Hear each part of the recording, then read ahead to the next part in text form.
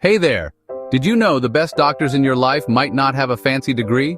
I'm talking about the 7 free doctors you can see every single day. Let's break them down, fast. First up, sleep. Your body is a superhero, but it needs rest to recharge. A solid night's sleep clears your mind, repairs your body, sets you up to win the day. Don't skip it. Next, sunshine. Ever noticed how a bit of sunlight instantly boosts your mood? That's vitamin D in action. Just a few minutes outside can make a huge difference. Grab that sun when you can. Oops, hold on. If you enjoy this content, please smash the like button. Click to subscribe now so you won't miss any coming attractions and ding the bell. It really helps grow small channels like ours. Number 3, fresh air. Step outside. Breathe in deep. It's nature's reset button. Fresh air helps your lungs and your mind feel brand new. You don't need a gym, just a window or a walk. Fourth, water. Hydration is everything.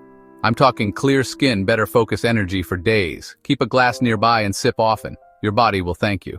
Number 5, nutrition with a twist. I eat only meat. Yep, I'm carnivore. For me, that means steady energy, zero cravings, feeling strong.